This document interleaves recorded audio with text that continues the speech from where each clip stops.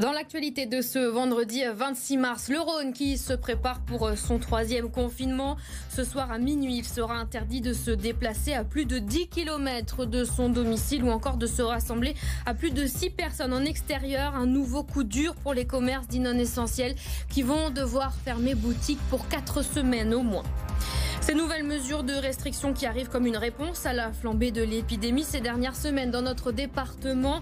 La tension hospitalière s'aggrave de jour en jour et dans les services de réanimation des établissements publics comme privés, on se prépare à une nouvelle situation de crise. Et puis le Loup demain face au RCT, son adversaire direct pour la qualification pour les phases finales. Après leur victoire face à Toulouse et à Bayonne, les Lyonnais vont devoir se montrer forts une nouvelle fois sur le terrain pour obtenir une place dans le top 6 du championnat face aux Toulonnais.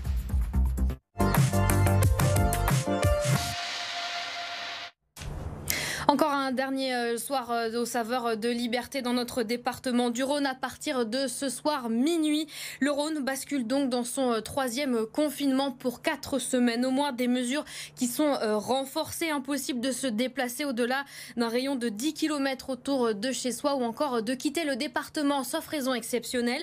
Les Rhodaniens vont aussi devoir limiter leur rassemblement en extérieur à 6 personnes maximum. Corentin Marabeuf, on vous retrouve en direct depuis les berges du Rhône où les Lyonnais sont venus nombreux ce soir pour en profiter des dernières heures tous ensemble.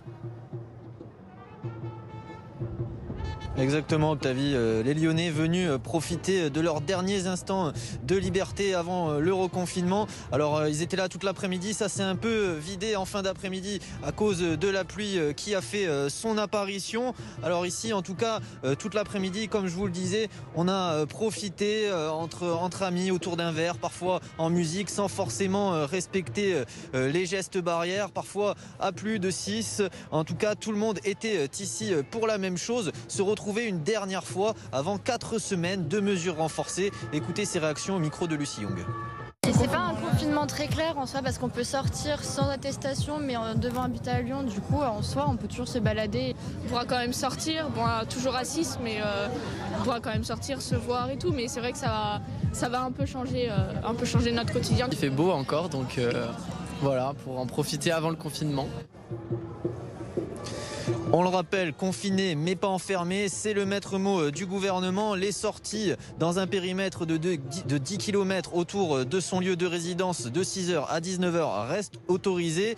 Pareil pour les sorties à 30 km, mais là il faudra se munir d'une attestation. Entrée en vigueur de ce confinement version 3 ce vendredi soir minuit. Merci Corentin Marabeuf pour toutes ces précisions et merci à Lucie Young qui vous accompagne pour la réalisation de ce duplex. Des mesures renforcées, Corentin l'a dit, il y a un nouveau protocole notamment dans les écoles. Dès qu'un cas de Covid sera déclaré dans une classe, celle-ci devra fermer immédiatement de l'élémentaire jusqu'à la terminale. Un protocole qui entre en vigueur dès la semaine prochaine. Et comme chaque annonce de reconfinement, il y a ces réactions. Regardez ces images. C'était cet après-midi rue de la République. Une file d'attente longue de plusieurs mètres devant une célèbre marque de vêtements, comme si les Lyonnais avaient voulu profiter une dernière fois de ces boutiques dites non essentielles qui étaient encore ouvertes aujourd'hui. Ces boutiques qui vont donc devoir baisser le rideau une nouvelle fois pour les 4 prochaines semaines. Après le confinement de l'an dernier, celui de l'automne et les différents couvre-feux qui se sont succédés, les commerçants en ont tout simplement ras-le-bol. Hugo Frances avec Cédric Adam. On ne nous laisse même pas le choix de faire un week-end. C'est pour nous, au moins, de faire un samedi aurait été pas mal. Mais bon, on ne nous laisse pas le faire. Ce sont les dernières heures de travail pour ces commerçants. Ce vendredi soir, nombreux d'entre eux vont devoir tirer leur rideau pour les jours à venir. Malgré le développement du click and collect, ils sont nombreux à s'inquiéter de ne pas réussir à écouler tout leur stock. Tout ce thème de mi-saison, là, ces 4 semaines, si on ne les vend pas maintenant, eh bien évidemment, ils vont avoir beaucoup moins de succès quand il fera 30 degrés à Lyon. Vous voyez, parce que quand il fera 30 degrés, on va plus se passer sur des petites sandales, des choses comme ça. Mais tout le mi-saison, c'est sûr qu'on le sacrifie, quoi. Rien que sur la presqu'île, à partir de ce week-end, ce sont plus de 50% des boutiques qui devront rester porte close. Comment psychologiquement on va s'en sortir ? C'est vraiment la question de se dire, mais en fait, on va tous péter un plomb. Parce que les gens sont fatigués, sont usés, sont au bout du rouleau et ils se disent, mais en fait, ils veulent nous essorer jusqu'à où ? Enfin, tous sont plutôt en détresse mentale, quoi. C'est vraiment de la détresse psychologique. Et pour le moment, ces nouvelles normes resteront en vigueur pour au moins les 4 prochaines semaines. Ces mesures qui arrivent donc comme une réponse à la flambée de l'épidémie ces dernières semaines dans notre département. Le taux d'incidence s'élève aujourd'hui à 412. La barre fatidique des 400 est donc dépassée. La tension hospitalière, elle est au bord de la rupture, 99%. Une tendance qui devrait continuer à la hausse dans les prochains jours. C'est en tout cas l'avis de Vincent Piriou. Il est chef de réanimation à Lyon Sud au micro de Leïla Kessi. On s'attend effectivement à ce que ça continue à augmenter, et on n'est pas arrivé au pic, on n'est probablement pas arrivé au pic. Là, aujourd'hui, il semblerait quand même que sur la région, les lits soient saturés de partout. De fait, il y a une centralisation et une organisation régionale qui est mise en place, où les établissements privés qui ont des lits de réanimation et les établissements publics qui disposent aussi de lits de réanimation sont amenés à les augmenter. Et c'est vrai qu'ils les augmentent, la plupart du temps, aux dépens des activités opératoires.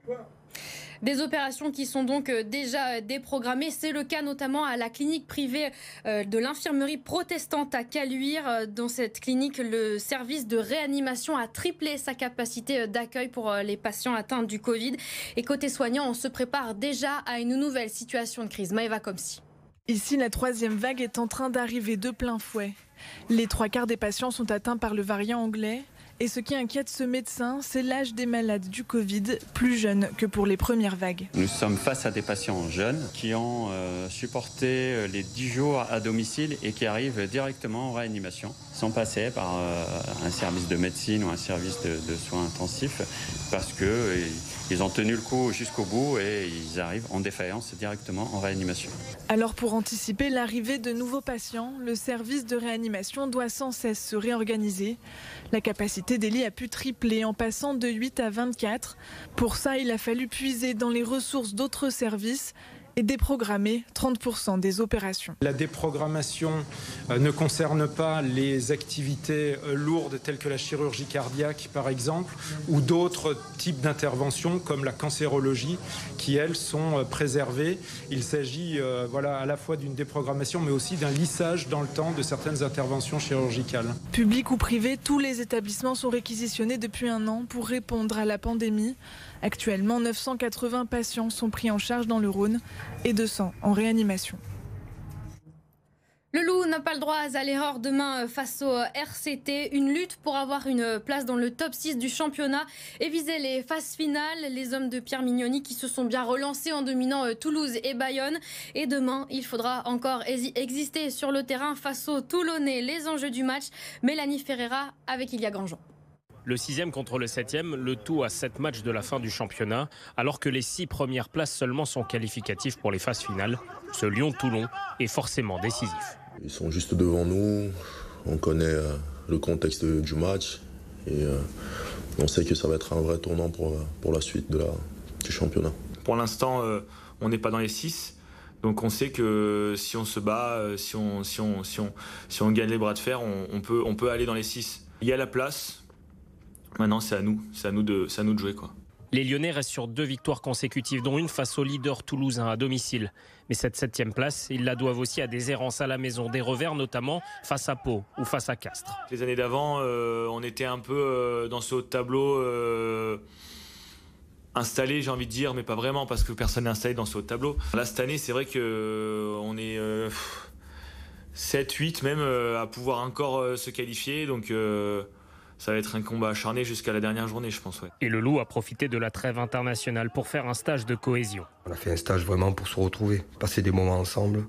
Il y avait rien de... On a très peu parlé de Toulon d'ailleurs. J'avais le sentiment qu'on avait besoin de se voir, un peu de se sentir et de passer des bons moments ensemble. Le Loup a 5 points de retard sur Toulon. Une victoire donc ne les assurerait pas d'une place en phase finale. Surtout que le calendrier ensuite est compliqué. Un déplacement à La Rochelle 2e, puis la réception de Clermont 4e.